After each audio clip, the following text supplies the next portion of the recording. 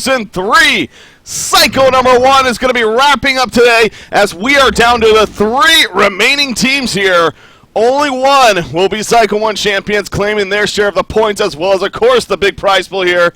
And moving on throughout Han Tour Season 3. With that said, really excited to be here. I'm sure you guys tuning in as well. Our first matchup, Losers Bracket Finals. We got Willowkeeper going to be taking on Bad Monkey Gaming in a best of 3. The winner of this will, of course, move on to play Sync Esports, who currently is waiting in the Grand Finals, and a best of 5 that will be, of course, with Sync up 1-0. So a great day ahead of us. We no doubt have very, very good Han ahead of us. And can't wait to get things started. And as you see, in fact, things have already gotten started. But before we do, once again, got to introduce my co-caster just like yesterday. Going to be joined by Znui once again. Znui, how you doing? Oh, I'm thrilled to be here. I'm very excited to see today's games, especially the one versus BMG and Sync yesterday left me super pumped. That was something else. Yeah, I mean, both series yesterday were obviously a lot of fun. In the end, both of them ended up being 2-0, actually, including Sync over BMG, as you're pointing out there. Again, BMG, that was an interesting series for them. Now, again, they were using a 6-man in Krebson. Exhibit, of course, wasn't there. He is here today, so no doubt BMG good to go. Full throttle here, I'm sure. They are going to be here bringing it, I'm sure. Willowkeeper, on the other hand, they, of course, are coming off their victory over Reason Gaming yesterday, and they looked good. But the biggest thing about that, too, was the fact they used an interesting hero in Clanks to help them to a Game 2 victory over Reason Gaming. That was a lot of fun to watch. This is truly becoming a team that's more and more on the upcoming and on the rise, and I would not be surprised if they put up not only very good competition here, but possibly even come through with a victory. And I think people are overlooking that, honestly. So, I mean, what about you? You think Willowkeeper has a good shot here? Yeah, definitely. If they're going to play up at the same place that they were yesterday, then I definitely think they can be giving BMG a run for their money. Even though they were losing early game so tough against Reason Gaming in that second game yesterday, I mean, they came back. They showed an incredible team spirit and an incredible communication as well as, yeah, just all-around good working team. And if they bring this to BMG today, I think that, yeah, they might be able to advance to the Grand Finals. Yeah, it's going to be interesting to see, obviously, how it all plays out. But again, here we are, game number 1, getting things started. So enough of that rambling on here. Let's take a closer look and see what actually is happening here in game number 1 so far with the draft. Ophelia, Cthulhu Font, Swiftblade, and Pharaoh going to be the bands. Kind of interesting stuff there. Swiftblade, though, the band coming out on him. Again, that's been a hero. That's been the go-to hero lately, it seems like, for old teams. As far as if you want to win and you want to do it, give yourself a good chance. Swiftblade is definitely that go-to hero. In that case. So going to be banned out here. Rhapsody, Bubbles, Behemoth coming out for Willowkeeper. And then you had Empath, Magnus, Puppet Master. But look at that pickup right there. Again, you could definitely count on Willowkeeper, it seems like, to have just an interesting, different pick. Draconis. It's been a while since we've seen a freaking Draconis, man.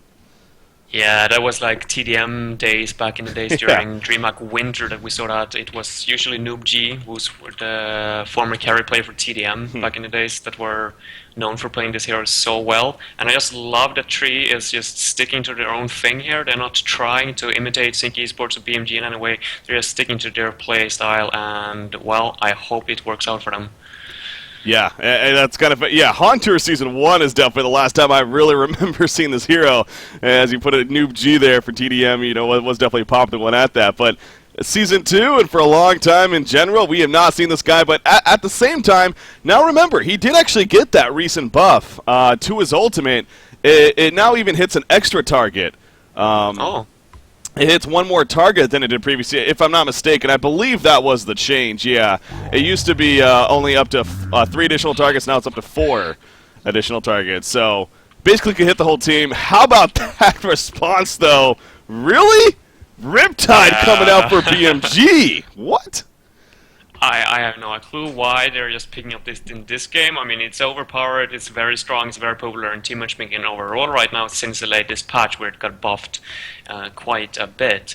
But I mean, Tree was the ones that we saw. I think Tree was playing it versus BMG in their last weekend, yeah, when they were losing to BMG. That's right, yeah.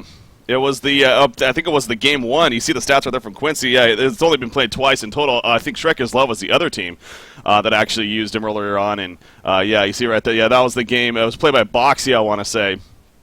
Overall, again, we cast it like he didn't do too bad in the end. It was just this team, overall just didn't have the best time, and BMG was able to come through. But Riptide, speaking of recent buffs, he has had recent buffs, and at a very interesting time because he literally just became eligible for tournament rules and got buffed on top of that. So it's no surprise to me, and I'm sure a lot of people, that he is actually getting some okay attention here and there. And this is a big matchup, man. I mean, ultimately, the difference of $2,000 on the line here from just second to third, and then what could be nearly $4,500 from, of course, this point to even first place, possibly. So there's a lot of money on the line. This is a pretty big deal. Going with Riptide, you want to believe that they've definitely practiced with this hero behind the scenes. Well, coming or seeing the picks from BMG up until this point, I would assume that it's Sibbe who's going to be playing Riptide, and from my sources or from my knowledge, I know that he is... Or wait, actually he's swapping it up to Super KD now. But I know that both Super KD and Sibbe, they have been playing a lot of team matchmaking as well, so they should be confident and experienced with this hero. But like you also mentioned, I mean, this hero just became available for tournament mode, and there's a lot of people who doesn't really know how it works out, and that can be, of course, an advantage for your team. But since Tree was playing it last weekend, I mean, they are sure to know how this one works out, and yeah, they should be able to counter it pretty well, I think. Yeah, that's going to be interesting to see how it ultimately plays out for them. And again, who ends up playing it, we'll see. They do have Puppet Master, so you think maybe Xibby's going to be on that in the end, and then just have Super KG on the Riptide, but... they got one more pick here even, so how it's all going to play out. Now, Kraken, the final pick over there for Willowkeeper. Again, going back to the stats, Quincy pointing out that BMG, their least favorite hero to go against happens to be Kraken, where it's, sure, they still have a 75% win percentage overall, but we're talking about BMG here, who has a lot of wins and a high win percentage in the first place. So, but when it comes down to heroes that they're not usually the best against, I mean, Kraken compared to everything else. So that is the final pick for Tree. Andromeda, the final pick for BMG. Again, one of these support heroes that we just honestly don't see a whole lot being played in. But another one that got some recent pretty big buffs. Her ultimate, actually pretty powerful, where she now gets a huge amount of armor after she uses her ultimate. It makes her a little bit more, she's more willing even, and perhaps could even survive in some situations where she wouldn't before. So, what do you think of the Andro final pick? Yeah, I love that hero. I feel like it's very, very underrated. I mean, that swap, like you just mentioned, I mean, using that in crucial team fights, I mean, that's enough to save your, for example, Puppet Master in this game. And Puppet Master is not only going to be looking to pick up that BKB and Shroud, but also the Symbol of Rage. So, Andro swap is going to secure the fact that BMG is, or the Puppet Master is going to get all of his items off. Yeah. In every single team fight. So I love the fact that they went for this, and they're also kind of forcing 1 versus 1 situation here for Riptide, because Riptide is incredible in 1 versus 1 situations, but in 2 versus 1 he struggles quite a bit because of that lack of stun. But since they picked up a secondary support now and could potentially run an offensive trial in here, which I assume that they're going to be going for, that would just be, it's just so smart by BMG to force these kind of 1 versus 1s for the Riptide and the Puppet Master. Yeah. Now, I was showing, we were having some fun with this, and this is something probably we start doing a lot more, is a straw poll for this matchup here, as far as getting the community input on terms of what you guys think is going to happen. BMG has a 74%.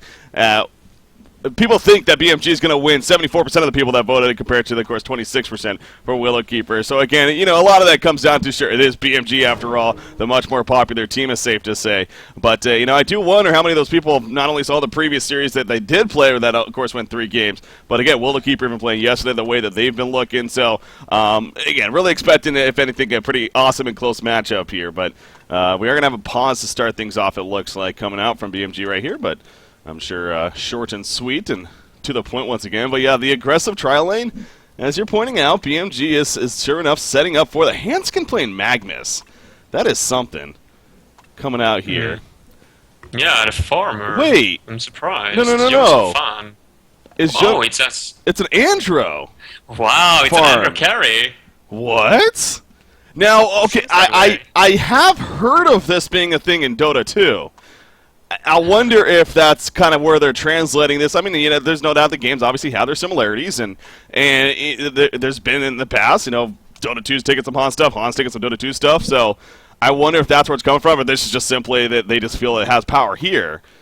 Yeah, Yeah, I can definitely see it fitting with BMG's early active kind of game style that they're playing, and well, they like to bring the pressure to their opponents. But Andromeda is the kind of hero that has no farming potential, so you really need to stay active all the time for her to actually keep up and be able to like contest with other late game heroes. There's no doubt that he's gonna be falling victim to Draconis, for example, in the late game. But on top of that, I also got a Puppet Master, so I wouldn't be surprised if, even though Jonas and Fanny's picking up a lot of farm here down at the bottom lane, he's mostly going to go for like the Staff of the Master, Storm Spirit, or something like that. I don't think he's going to go for damage items. Yeah.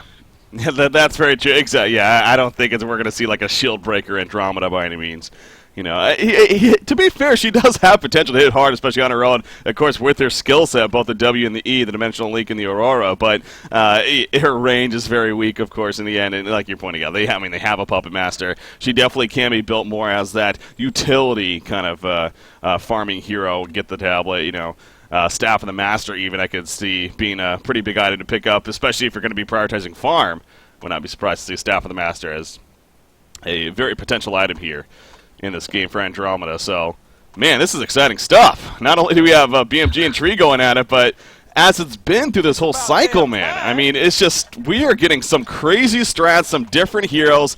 Obviously, a lot of that thanks to the patch, but I really just think, you know, it was kind of the end of an era with Stay Green leaving the scene and everything, and teams becoming more willing, perhaps, to do their be diverse, to try their own things in these matches rather than just copy what the top teams were doing, and I think that also has something to do with it. So I'm loving this, and I can't wait to see how this one obviously plays out here. But real quickly before we get too much into that bottom lane, because no doubt there's going to be some good action, we do got Kraken versus Riptide here in the middle. It is Super KG on Riptide versus Krake playing the Kraken.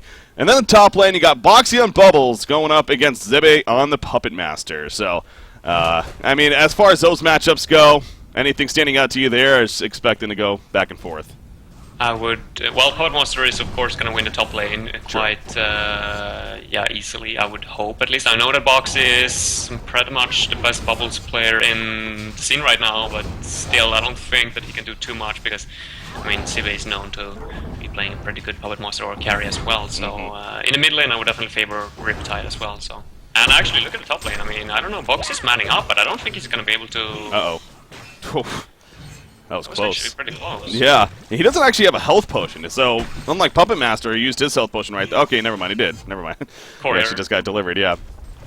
So he is going to be fine in the end in that sense. But yeah, we'll keep an eye on that matchup up there and see how it does play out. But yeah, you'd probably expect the Puppet Master to have the better time in the end, but Boxy has pointed out, pretty good Bubbles player himself, so who knows what could happen. Bottom lane, though, very defensive tri-lane, no doubt, from Willowkeeper. I mean, this is not a tri-lane that's going to be looking for kills, is safe to say. You see Magnus off to the side. I mean, he's trying to find the angle, but guess what? He's literally sitting right next to a ward of sight.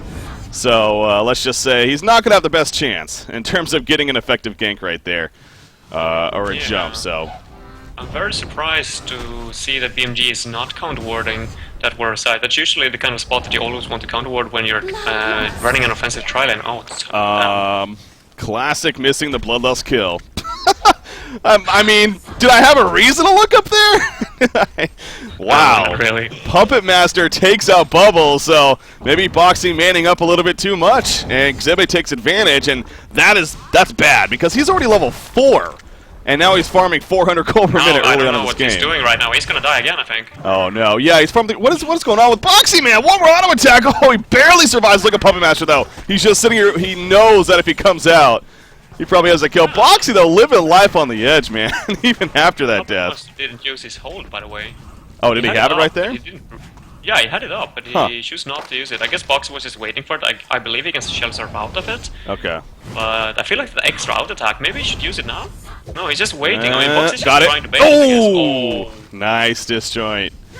Right there with the shell surf. Yeah, I thought he had it, but Boxy, again, he's very confident in his reaction here, clearly, and is able to make that reaction necessary to stay alive. As we say that, though, again, he is working off already dying here at the same time, so you got to question that even a little bit, but Well, Puppet Master once again having the great time, so again, keeping a close eye on that top lane especially and how that plays out. Riptide is also putting some good pressure into Kraken. It seems like 20-2 Riptide, 18-0 Kraken though, so actually pretty back and forth right there.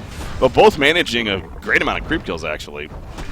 At that bottom. Yeah, both very hard hitters, and it seems like both of them are kind of focusing on elasting over denying. Especially Kraken with that splash ability, he's having quite a hard time actually denying creeps, but when it comes to elasting, he has no problem at all. Now, this is interesting. Look at Draconis' creep farm. It's actually Rhapsody. Okay, the wall on the wrong side.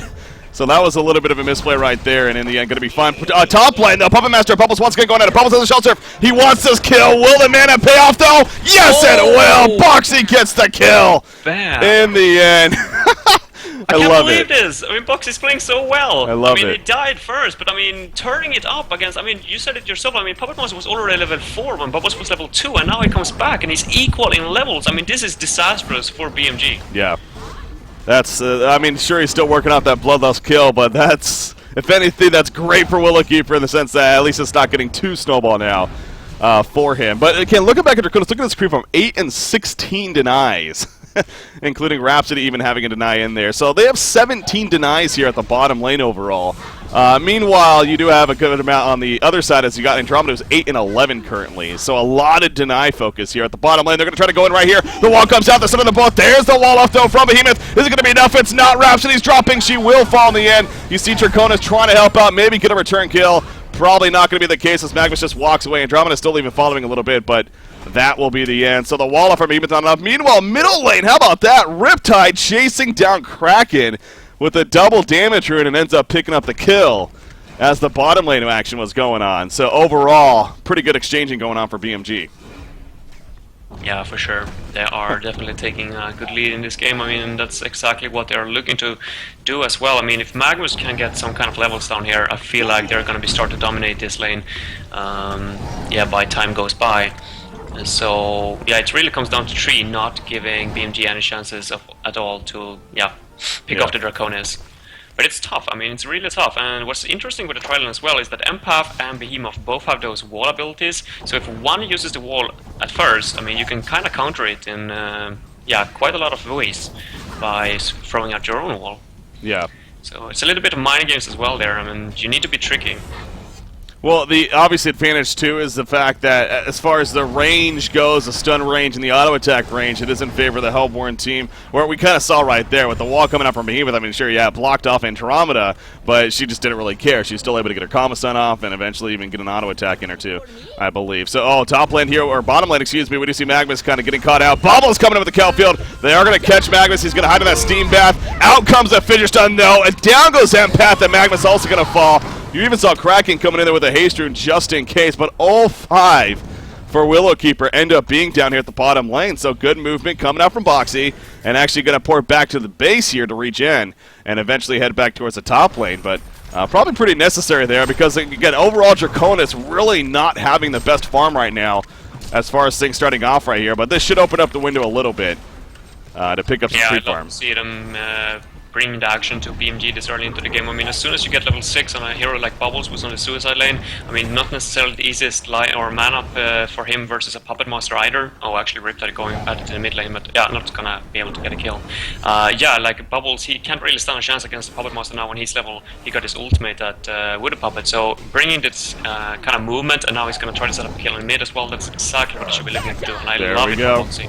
Yep, easy kill in the end. I mean, they make it look easy at least, but yeah, Boxy on Bubbles clearly. I mean, hell, he got bloodlusted, but I think that the biggest thing to notice here is he's not letting that phase him clearly. I mean, it's not like, oh, he's depressed now, he got bloodlusted, you know, the game's over or whatever.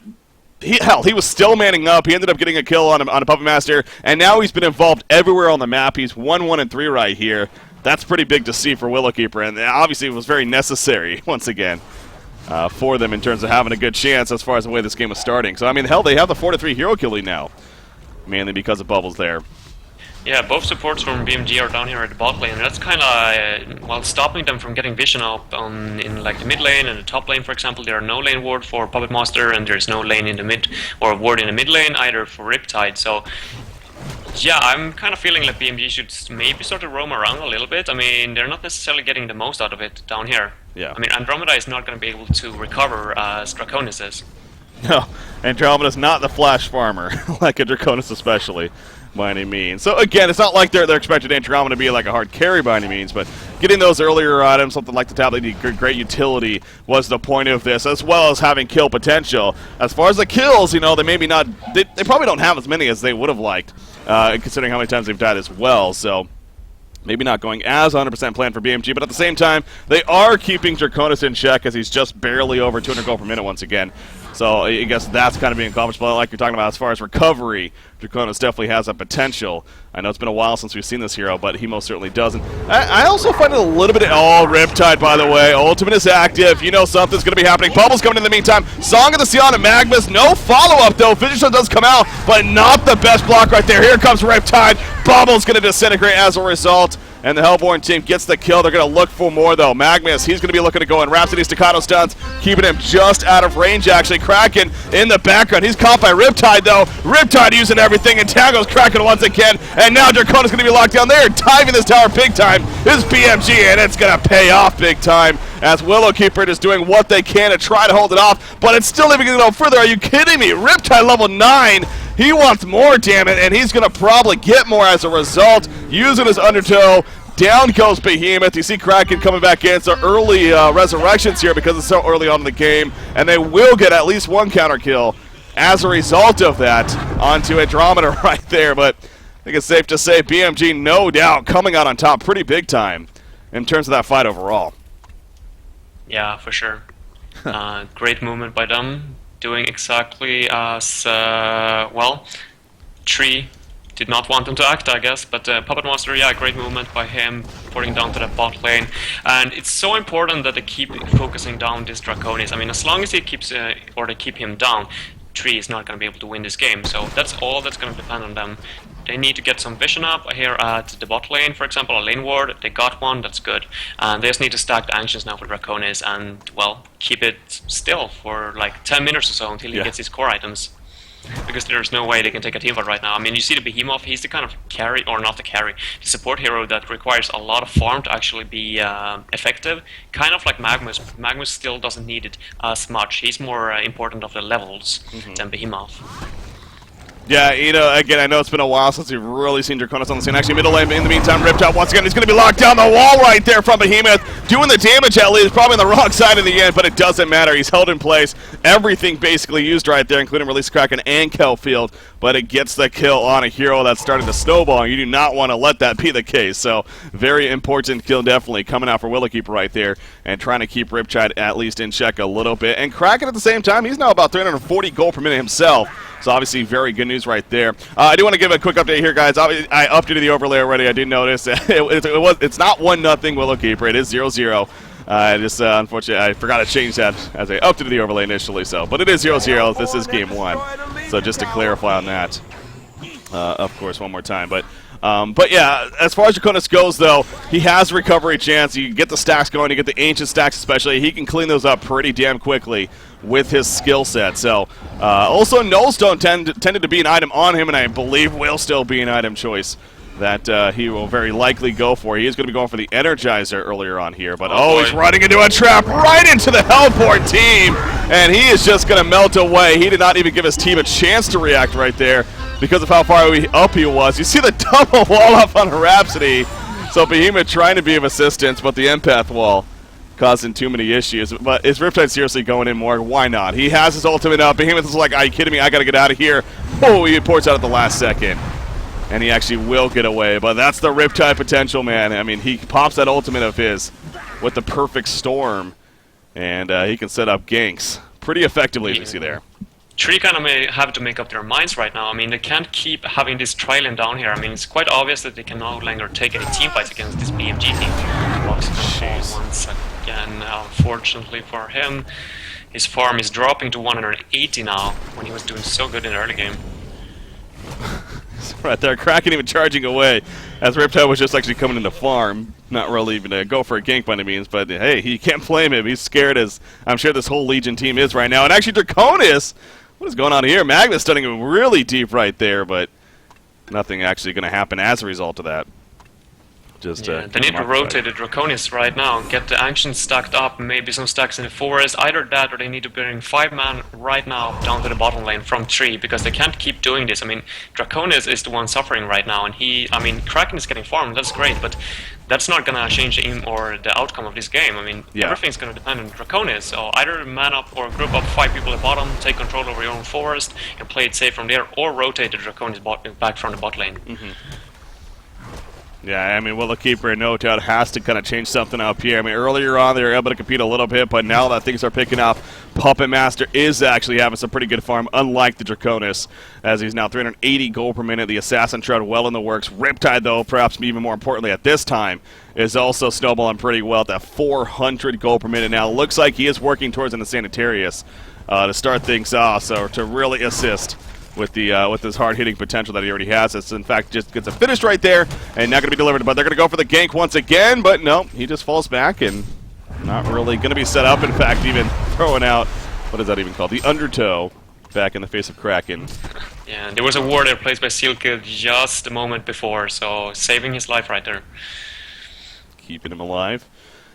And doing a good job of that, but so Draconis, I mean, you see where Draconis is at right here. Hell, another Ward Aside actually just placed down here at the bottom lane. I think that was seen, though. Yeah, Ward of Rev's coming out, and they are actually going to counter the Ward Aside just placed by Sealkid. You look at Sealkid and Handskin, though, they're trying to be a little sneaky right here. Kraken, oh, no, Riptide's Invis, actually. He has an Invis rune, so...